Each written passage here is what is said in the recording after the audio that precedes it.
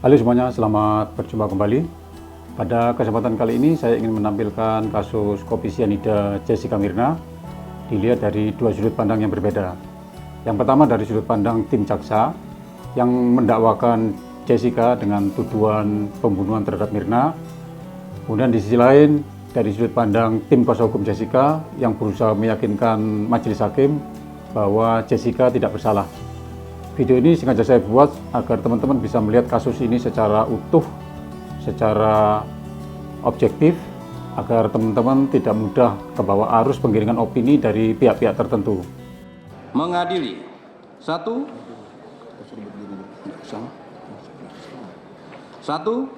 menyatakan terdakwa Jessica Kumolo alias Jessica Kumala Wongso alias Jess telah terbukti secara sah dan meyakinkan bersalah melakukan tindak pidana pembunuhan berencana. 2. Menjatuhkan pidana terhadap terdakwa tersebut dengan pidana penjara selama 20 tahun. Kasus ini sudah diputuskan oleh pengadilan 7 tahun yang lalu dan sudah diajukan banding ke pengadilan tinggi, kasasi ke Mahkamah Agung, peninjauan kembali bahkan sampai 2 kali. Dan hasilnya tetap vonis 20 tahun penjara. Jadi pengadilan negeri diputus 20 tahun, pengadilan tinggi 20 tahun, Mahkamah Agung 20 tahun, peninjauan kembali kata Mas Sandi 2 kali juga diputus 20 tahun. Dan no dissenting opinion. Berarti tidak ada pendapat hakim yang berbeda. Artinya kalau kita lihat majelis hakim di pengadilan negeri, tinggi, kasasi, PK sampai 2 kali, berarti sudah diputus oleh 15 orang hakim, no dissenting opinion, tanpa dissenting opinion. Artinya apa? Mereka punya keyakinan penuh membenarkan, menguatkan putusan pengadilan negeri. Jadi seharusnya sudah tidak ada lagi perdebatan. Ada 2 hal yang membuat tim kuasa hukum Jessica tidak puas terhadap putusan pengadilan pada kasus ini, yaitu yang pertama adalah tidak adanya bukti yang menunjukkan bahwa Jessica lah yang menuangkan sianida ke dalam kopi yang diminum oleh Myrna. Yang kedua adalah tidak dilakukannya otopsi secara lengkap, yaitu pemeriksaan terhadap lambung, hati, empedu, ginjal, urin, darah, jantung, paru-paru, dan otak. Melainkan hanya pemeriksaan sebagian saja pada lambung, hati, empedu, dan urin. Dan hasilnya adalah hanya diketemukan sianida dalam kadar yang sangat kecil, yaitu 0,2 mg per liter hanya pada lambung, tidak pada organ yang lainnya. Kadar yang sangat kecil tersebut oleh para saksi ahli yang dihadirkan oleh kuasa hukum diyakini bahwa itu adalah dari hasil proses pembusukan jenazah Myrna, bukan dari kopi yang diminum oleh Myrna. Jadi kuasa hukum Jessica yakin bahwa kematian Myrna bukan dari sianida. Selanjutnya kita akan lihat kontroversi otopsi dari 2 sudut pandang yang berbeda, dari sudut pandang jaksa dan dari sudut pandang kuasa hukum. Padahal semua saksi ini, tiga-tiganya ini menyatakan Jessica sianida itu tidak terbukti ada di dalam tubuh Myrna. Ternyata tidak ada otopsi. Ada di Poskas lain mengatakan yang mengatakan tidak ada otopsi itu adalah hoax. Saya jadi heran, nggak kebalik-balik nih, ya kan? Ingat ya, saya bersidang ini memang saya pakai bukti mereka.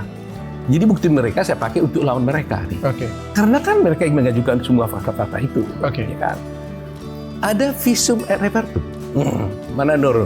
Visum et repertum. Ini kan nggak pernah dibuka nih. Di mana-mana belum pernah dibuka nih. Ya? Visum et repertum. Ya. Ini atas itu mayat, Yes. ya kan? Ini semua ada keterangannya. Yang paling penting kita ambil inilah kesimpulannya kan. Oke. Sampai untuk telusuri ini. Oke, ini visum et repertum. Repertum. Bukan setahu saya Ya. dengan ilmu saya yang dulu Ya. Ini bukan Otopsi. otopsi.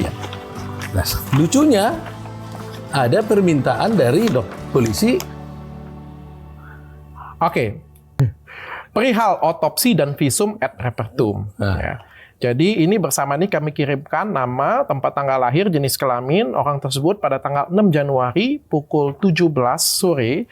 Mohon diadakan pemeriksaan luar dan dalam atas jenazah tersebut dan dibuatkan visum et repertum. Ya kan? Oke. Diminta seperti ini, keluarnya seperti itu. Oke. Ada di Poskas lain mengatakan yang mengatakan tidak ada otopsi itu adalah hoax. Saya jadi heran, nggak kebalik-balik nih, ya kan? Ingat ya, saya bersidang ini memang saya pakai bukti mereka. Jadi bukti mereka saya pakai untuk lawan mereka nih. Oke. Karena kan mereka yang mengajukan semua fakta-fakta itu. Oke. Ya kan? Ada visum et repertum. Ini yang pertanyaan saya, waktu itu di sidang, di Dr. Slamet ini yang membuat tadi itu kan Slamet nih. Ya. Saya tanya, Anda lakukan otopsi tidak? Ada potongan videonya dan beliau mengatakan dia bilang tidak. Dan kalau di dalam hukum itu memang ada peraturan kalau tidak diotopsi tidak ada kasus. Ya perkara Polri juga begitu dong. Di seluruh dunia apabila ada otopsi ya no case dong. Karena gini, kalau orang mati kan harus diketahui sebab matinya apa. Oke. Kalau tidak, bagaimana saya membuat dakwaan? Orang ini mati dibunuh. Oke. Ya kan? Atau diracun. Saya sebagai jaksa membawa ini ke pengadilan mana? Ini dibunuh pakai apa? Saya beritahu ke pengadilan. Kalau sebab matinya ada orang mati Pak, tapi nggak tahu sebab matinya. Terus ini pelakunya. Ini mungkin nggak?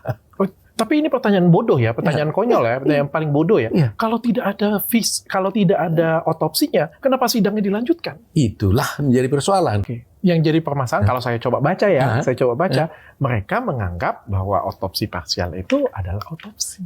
Otopsi parsial tidak ada. Ya, jelas. Ya, kalau secara di kedokteran otopsi ya kan. Saya juga sudah telepon beberapa guru besar saya juga, bukan hanya Dokter Jaya.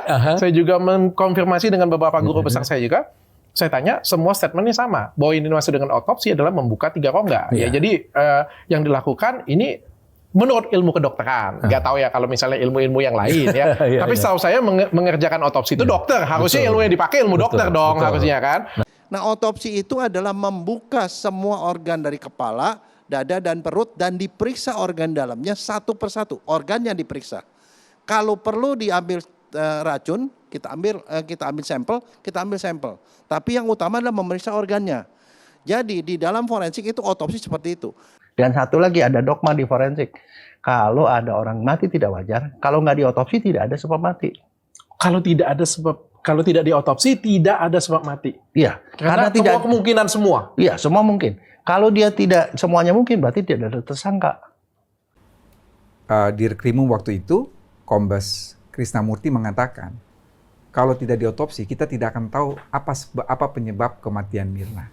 Maka pada tanggal 10 itulah dilakukan otopsi. Otopsi. Cuma otopsinya katanya tidak menyeluruh. Parsial. Bahasanya parsial. Dan itu akhirnya digunakan sebagai alat bantahan bahwa ada kemungkinan meninggalnya bukan cyanida. Kan gitu kan? Saya potong ya.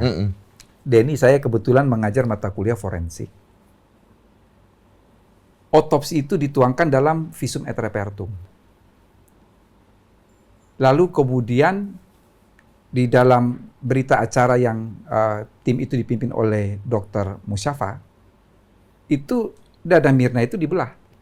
Itu saya tahu. Lambung diambil, hati diambil, kemudian empedu diambil. Pada organ-organ itu sudah ditemukan cyanida. Maka tidak perlu kemudian dilakukan pemeriksaan lebih lanjut. Kan barang yang dicari sudah ada. Sudah ditemukan. Tentang pernyataan kalau tidak ada otopsi maka kasus harus ditutup, dan juga tentang pernyataan bahwa kalau hanya memeriksa organ yang ada di salah satu rongga dianggap bukan otopsi, saya telah mencoba mencari dasar hukumnya di KUHP pasal 133, 134, 135, dan 180, dan juga di Peraturan Kepala Kepolisian Republik Indonesia nomor 12 tahun 2011. Saya tidak menemukannya. Bila ada teman-teman yang bisa membantu mencarikan dasar hukumnya, boleh tulis di kolom komentar. Akhirnya sampai di sini dulu video tentang kasus kopi cyanida Jessica episode otopsi. Terima kasih telah menonton dan sampai jumpa di video kasus kopi cyanida Jessica episode yang lain.